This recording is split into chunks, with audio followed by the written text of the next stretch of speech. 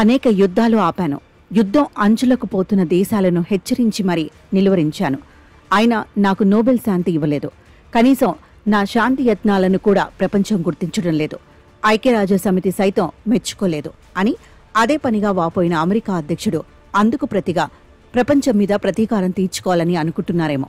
శాంతిదూత Trump నోట వారంలోనే పలుమార్లు అణ్వస్త్రాలు, అణుయుద్ధాల ప్రస్తావనలు వినిపించాయి. యావత్ ప్రపంచాన్ని 150 సార్లు నాశనం చేయగల అణ్వస్త్రాలు తన వద్ద ఉన్నాయని ఆయన సగర్వంగా చెప్పుకున్నారు.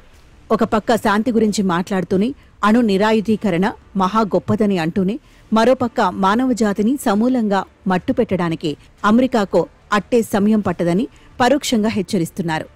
దేశాలను దారికి తేవాలంటే సుంకాలతో మోదితే చాలని మొన్నటి వరకు ఉపన్యాసాలు దంచిన ట్రంప్ ఇప్పుడు ట్రేడ్ వార్ కాక న్యూక్లియర్ వార్ కోసం అర్రులు చాస్తున్నట్టు కనిపిస్తోంది. 10 రోజుల క్రితం దక్షిణ కొరియాలో చైనా అధ్యక్షుడు జిన్పింగ్తో భేటీకి ఒకరోజు ముందు ట్రంప్ నోట ఈ అణుపాఠ పరీక్షల మాట వినపడింది.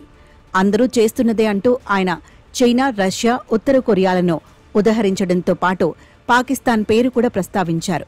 ఈ దేశాలన్నీ రహస్యంగా ఆ పని చేస్తున్నాయని తాను చెప్పి మరీ చేస్తానని అన్నారాయన.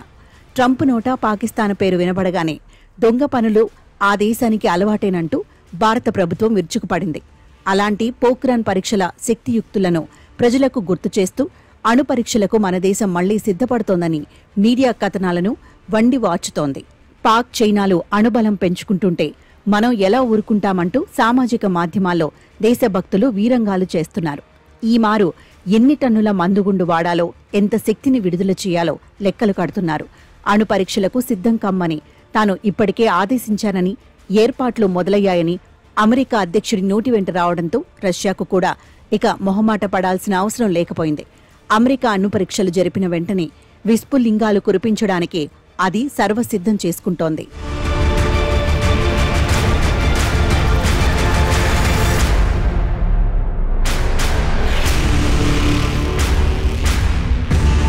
మూడు దశాబ్దాల విరామం తర్వాత అమెరికా అణు పరీక్షలకు సిద్ధపడుతుండడం ప్రపంచాన్ని పెను ప్రమాదంలోకి నెట్టేస్తోంది.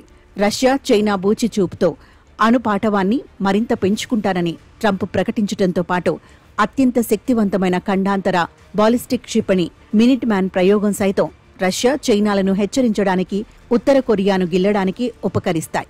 ఈ క్షిపణికి న్యూక్లియర్ వార్హెడ్ తగిలించకపోవచ్చును.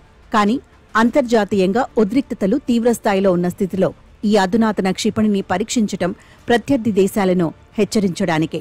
ప్రచన్న యుద్ధం కాలం నాటి వాతావరణాన్ని సృష్టించడం, అణుపోటీని రగల్చడం ట్రంప్ ఉద్దేశంగా కనిపిస్తోంది. ఎదుటివారి వద్ద అణ్వాయుధాలున్నాయన్న ఆరోపణతో శత్రువులను హతమార్చడం, దేశాలను స్వాధీనం చేసుకోవడం అమెరికాకు అలవాటు. అణు పరీక్షలు నిర్వహిస్తున్నాయంటూ ఇప్పుడు ట్రంప్ ఆరోపించిన దేశాలేవి నిజానికి ఆ పని చేసిన ఆధారాలేమీ లేవు.